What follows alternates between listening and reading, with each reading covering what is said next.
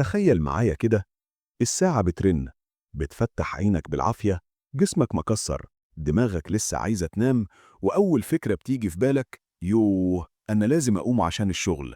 أو ياه، يوم جديد من التعب والمعافرة.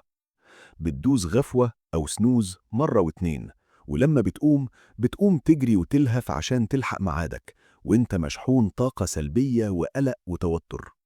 طب تخيل نفس المشهد، بس المرة دي انت بتصحى قبل المنبه ما يرن بدقيقة، كلك نشاط وحيوية ومتحمس جدا ان اليوم يبدأ، لانك عارف ان الساعة اللي جاية دي هي ساعتك انت، الساعة اللي بتبني فيها مستقبلك وصحتك وفلوسك وراحة بالك.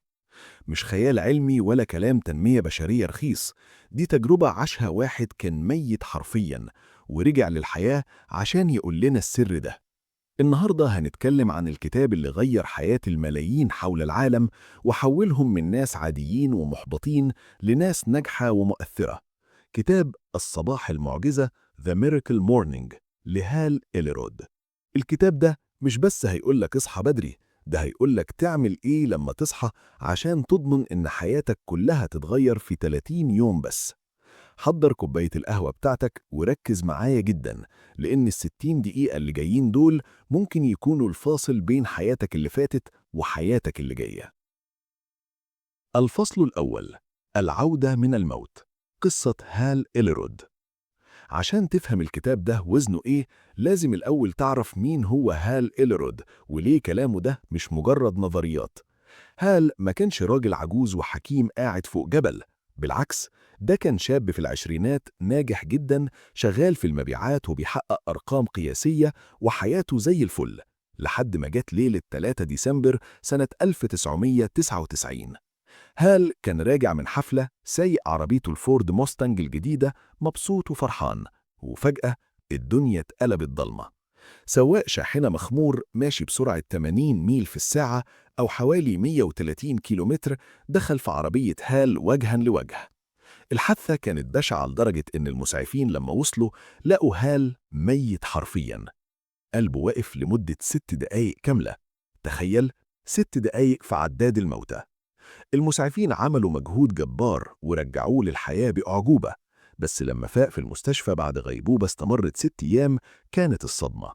الدكاترة قالوا له: يا هال، إحنا أسفين، أنت عندك كسر في 11 عظمة وتلف دائم في الدماغ، ومش هتقدر تمشي على رجلك تاني أبدا. تخيل شاب في عز شبابه بيتقال له جملة زي دي، أي حد مكانه كان هيدخل في اكتئاب ويندب حظه. بس هال قرر قرار غريب جدا، قرر إنه مش هيعيش دور الضحية. قال لنفسه: ده الواقع بتاعي، لو هقعد على كرسي متحرك طول العمر يبقى هكون أسعد واحد قاعد على كرسي متحرك في العالم.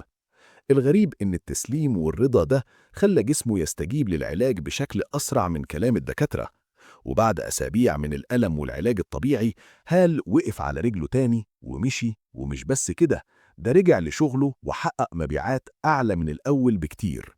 بس يا صديقي، دي ما كانتش أكبر صدمة في حياة هال. الصدمة الأكبر جت سنة 2008 لما حصلت الأزمة المالية العالمية. هال وقتها كان خسر كل فلوسه، خسر بيته، شركته وقعت، وبقى مديون بأكتر من 400 ألف دولار. المرة دي الألم ما كانش في جسمه، كان في روحه. دخل في اكتئاب حاد لدرجة إنه مش كان قادر يقوم من السرير الصبح. كان بيصحى كل يوم وهو حاسس بالرعب من الديون والمشاكل. وكانت دي اللحظة اللي اكتشف فيها السر. في عز اكتئابه واحد صاحبه نصحه نصيحة غريبة جدا. قال له: يا هال، روح اجري. قال له: اجري ايه يا عم؟ انا بقول لك حياتي بتتدمر ومش لاقي اكل تقول لي اجري. صاحبه قال له: اسمع مني، الجري هيخلي ذهنك يصفى وهترفع طاقتك. هال وافق على مضض وراح يجري وهو مش طايق نفسه. وأثناء الجري كان بيسمع تسجيل صوتي للمدرب العالمي جيم رون، وفجأة سمع جملة وقفته مكانه، جملة كانت بمثابة الصفعة اللي فوقته. جيم رون قال: مستوى نجاحك نادرا ما سيتجاوز مستوى تطورك الشخصي، لأن النجاح هو شيء تجذبه بالشخص الذي تصبح عليه.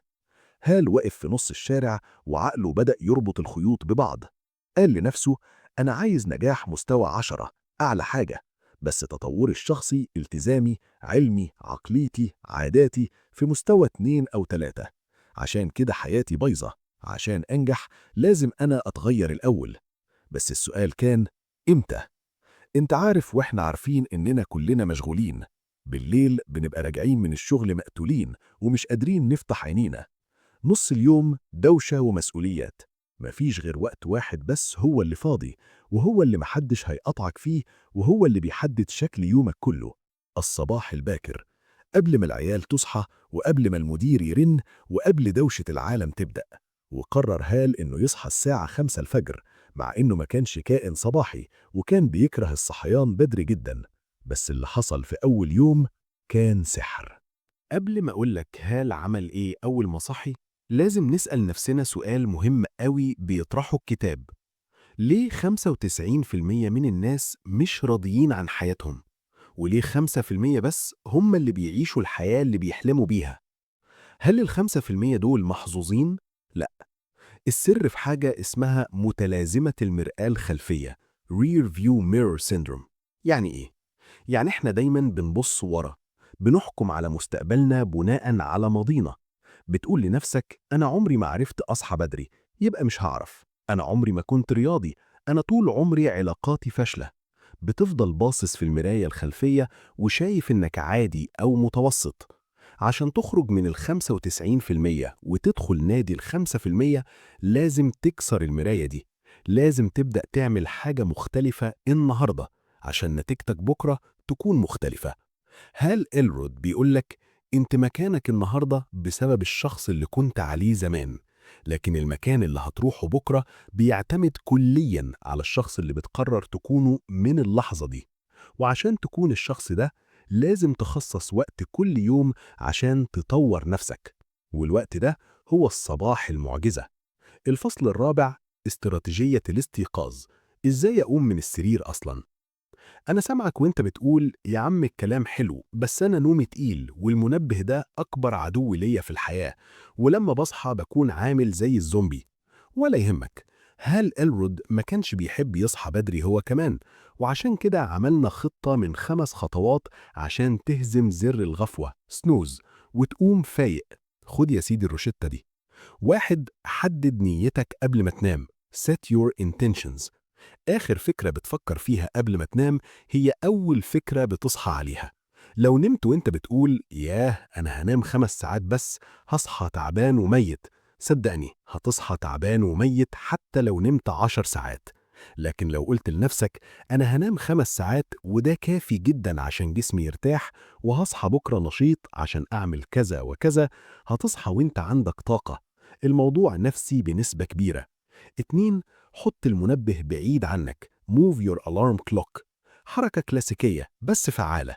لو المنبه جنب المخدة هتقفله وانت نايم، حطه في آخر الأوضة عشان تضطر تقوم وتمشي عشان تقفله، وبمجرد ما وقفت انت كده قطعت نص الطريق. 3. اغسل سنانك. Brush your teeth. أول ما تقفل المنبه ادخل الحمام مباشرة واغسل سنانك بمية باردة. ده هيفوقك ويديك انتعاش يخليك تفكر مرتين قبل ما ترجع السرير. 4. اشرب كوباية مية. Drink a full glass of water. انت بقالك 6 أو 7 ساعات نايم، يعني جسمك جاف dehydrated. الجفاف بيسبب خمول وتعب. أول ما تشرب مية جسمك هيرجع له النشاط وهتحس إنك مش محتاج تنام تاني. 5. البس لبس الرياضة. Get dressed. ما تفضلش بالبيجامة، البس لبس التمرين فوراً. ده بيدي إشارة لمخك إننا هنبدأ شغل ومجهود، مش راحة ونوم. لو عملت ال5 خطوات دول هتلاقي نفسك صحيت وفقت وجاهز للسر الكبير اللي هو ال SAVERS. إيه هم ال SAVERS دول؟ وإزاي ال6 حاجات دول هم اللي بيصنعوا المعجزات في حياة أنجح ناس في العالم؟ ده اللي هنعرفه بالتفصيل الممل وبالأمثلة العملية في الجزء الثاني من الفيديو. جهز ورقة وقلم لأن اللي جاي ده هو الزتونة بتاعت الكتاب. طيب، انت صحيت من النوم، غسلت وشك، شربت مية، ولبست لبس الرياضة، وبعدين هتعمل ايه بقى في الساعة دي؟ هل إلرود جمع أفضل 6 عادات بيعملها أنجح الناس في العالم زي بيل جيتس، أوبرا وينفري، توني روبنز، وجمعهم في كلمة واحدة سهلة الحفظ اسمها SAVERS. كل حرف من الكلمة دي بيمثل أداة أو عادة هتعملها. تعالوا نمسكهم واحد واحد ونعرف إزاي نطبقهم صح من غير ما نزهق. 1. S. الصمت silence. الحرف الأول S هو اختصار للسايلنس أو الصمت. أول حاجة بتعملها لما بتصحى إيه؟ بتمسك الموبايل وتشوف فيسبوك واتساب وأخبار الحروب ومشاكل الشغل، يعني بتبدأ يومك بدوشة. عشان كده عقلك بيبقى مشتت طول اليوم. هال بيقولك ابدأ يومك بسلام عشان تلاقي السلام في باقي يومك. مش لازم تكون خبير يوجا ولا راهب. الصمت هنا ممكن يكون تأمل meditation، غمض عينك وركز على نفسك لمدة 5 دقايق. صلاة prayer، صلي بخشوع وادعي ربنا يوفقك في يومك. تنفس عميق، خد نفس عميق وخرجه ببطء وركز في الهواء وهو داخل وخارج. 5 دقايق بس من الصمت بتخلي عقلك يهدى وتقلل هرمون التوتر الكورتيزول، وتخليك تبدأ يومك وانت رايق مش مشدود. 2. التوكيدات affirmations. الحرف التاني A هو affirmations أو التوكيدات الإيجابية. ناس كتير بتسمع الكلمة دي وبتقول يا عم ده شغل تنمية بشرية وكلام فاضي، أقعد أقول أنا غني وأنا مفلس. هال إلرود كان زيك كده بالظبط لحد ما فهم السر. التوكيدات مش إنك تكذب على نفسك وتقول أنا مليونير وإنت ما معكش حق المواصلات، دي كده وهم. التوكيدات الصح هي برمجة العقل الباطن عشان يخدم أهدافك. بدل ما تقول لنفسك طول اليوم أنا فاشل، أنا ذاكرتي ضعيفة، أنا عمري ما هخس، ابدأ قول العكس بس بطريقة ذكية. إزاي تكتب توكيدات صح؟ هل بيقولك اكتب 3 حاجات. أنت عايز إيه؟ مثلاً أنا ملتزم إني أخس 10 كيلو. ليه عايزه؟ عشان صحتي تبقى أحسن وأقدر ألعب مع ولادي من غير ما أنهج. هتعمل إيه عشان توصل له؟ عشان كده أنا هروح الجيم 3 مرات في الأسبوع وهمنع السكر. لما تقرأ الجمل دي لنفسك كل يوم الصبح بصوت عالي، عقلك الباطن بيبدأ يصدقها وبيبدأ يدور على طرق ينفذها بيها، وبتحولك من شخص عايز لشخص ملتزم. 3. التخيل visualization. وهنا الناس بتغلط غلطة كبيرة، بيقعدوا يتخيلوا نفسهم وهم ناجحين وراكبين عربيات فيراري وينسوا يتخيلوا المجهود. هال بيقولك التخيل الصح بيشمل جزئين: تخيل النتيجة النهائية، شوف نفسك وانت محقق هدفك ومبسوط، ده بيديك الحافز.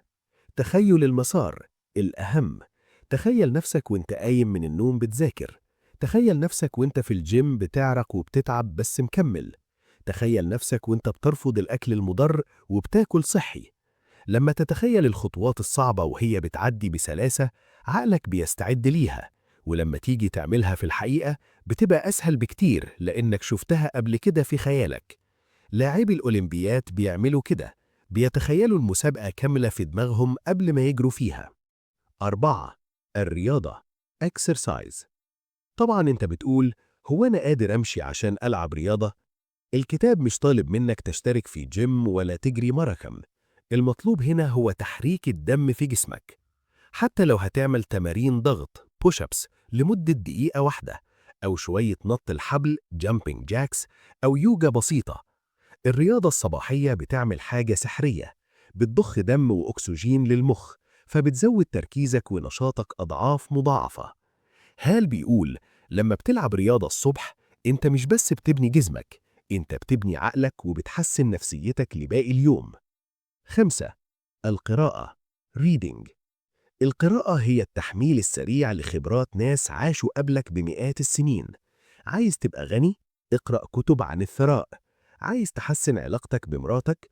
اقرأ عن العلاقات. هل بينصحك تقرأ 10 صفحات بس كل يوم؟ تخيل، 10 صفحات بس، يعني حوالي 10 دقايق. في السنة هتبقى قرأت 3650 صفحة، يعني حوالي 18 كتاب. تفتكر لو قرأت 18 كتاب في مجالك أو في تطوير الذات كل سنة، هل دماغك وحياتك هتفضل زي ما هي؟ مستحيل. القراءة بتديك أفكار جديدة وبتفكرك بالحاجات اللي انت عارفها بس ناسي تطبقها. 6. الكتابة scribing. وآخر حرف S هو scribing، وهي كلمة قديمة شوية معناها الكتابة أو الجورنالينج، التدوين. ليه الكتابة مهمة؟ لأننا في زحمة اليوم أفكارنا بتبقى عاملة زي الكورة اللي بتخبط في دماغنا.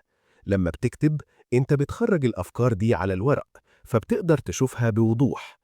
هال بينصحك تخصص 5 دقايق تكتب فيهم حاجتين: حاجة أنت ممتن ليها، الحمد لله صحتي كويسة، الحمد لله عندي بيت، الحمد لله شربت قهوة حلوة. الامتنان بيغير كيمياء مخك وبيخليك تحس بالسعادة. أفكارك أو خططك، اكتب اللي شاغل بالك أو هدف عايز تحققه النهاردة. مجرد ما بتكتب المشكلة نص حلها بيظهر قدامك. الكتابة بتديك وضوح مش طبيعي. دول هم ال6 منقذات لحياتك: SAVERS: الصمت، التوكيدات، التخيل، الرياضة، القراءة، الكتابة. طيب، السؤال اللي بيدور في دماغك دلوقتي: يا عم هال، أنا ما عنديش ساعة الصبح، أنا يدوب بصحى ألبس وانزل، أعمل ال6 حاجات دول إزاي؟ هال إلرود ما سبكش تحتار وعمل لنا حل عبقري اسمه معجزة ال6 دقائق. تخيل إنك ممكن تعمل كل ده في 6 دقايق بس وتغير حياتك برضه. إزاي؟ وإيه التحدي اللي بيطلبه منك في آخر 30 يوم من الكتاب؟ ده اللي هنقوله في الجزء الأخير من الفيديو. خليك معايا لأن اللي جاي هو الخلاصة. الفصل السادس: معجزة ال6 دقايق للناس المشغولة.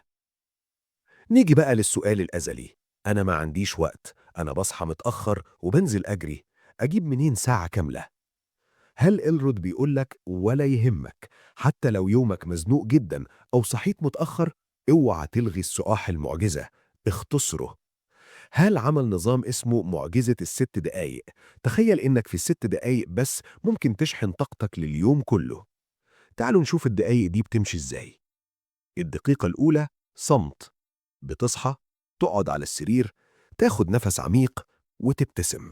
بتحس بالامتنان إنك صحيت يوم جديد. دقيقة هدوء قبل المعركة. الدقيقة التانية: توكيدات. بتطلع ورقة التوكيدات بتاعتك اللي كتبناها في الجزء اللي فات وتقراها بصوت عالي وبحماس. بتفكر نفسك انت مين وعايز ايه. الدقيقة التالتة: تخيل. بتغمض عينك وتشوف يومك وهو بيمشي زي السكينة في الحلاوة. بتشوف نفسك بتخلص شغلك وبتضحك ومبسوط. الدقيقة الرابعة: امتنان أو كتابة. بتكتب في نوتة صغيرة 3 حاجات أنت ممتن ليهم وهدف واحد عايز تخلصه النهاردة. الدقيقة الخامسة: قراءة. بتفتح أي كتاب مفيد جنبك وتقرأ صفحة واحدة أو حتى فقرة واحدة، فكرة جديدة ممكن تغير يومك. الدقيقة السادسة: رياضة. قوم اتحرك، اعمل 60 ثانية نط في المكان، jumping jacks أو ضغط، المهم قلبك يدق بسرعة. 6 دقايق بس تأثيرهم أقوى 100 مرة من إنك تصحى على الموبايل والفيسبوك. القاعدة هنا هي: أداء قليل مستمر خير من كثير منقطع. الفصل السابع: استراتيجية ال30 يوماً. إزاي العادة دي تلزق؟ طيب، إحنا اتحمسنا وقررنا نبدأ، بس كلنا عارفين السيناريو المعتاد. بتبدأ بحماس يومين 3 وبعدين تكسل وبعدين ترجع تنام للظهر تاني. ليه ده بيحصل؟ الكتاب بيشرح لنا إن اكتساب أي عادة جديدة بيمر ب3 مراحل، كل مرحلة 10 أيام، ولو فهمتهم مش هتقع في الفخ. المرحلة الأولى: أيام 1 ل10، لا تطاق، unbearable. أول 10 أيام هنكون صرحاء مع بعض، هتبقى أيام سودة. جسمك بيقاوم، عقلك بيصرخ عايز ينام، وكل طوبة فيك بتقولك أنا بكره الموضوع ده. الناس بتفكر إن الشعور ده هيدوم للأبد فبيستسلموا. هل بيقولك الشعور ده مؤقت، ده التمن اللي بتدفعه عشان تنجح. استحمل ال10 أيام دول كأنك في معركة.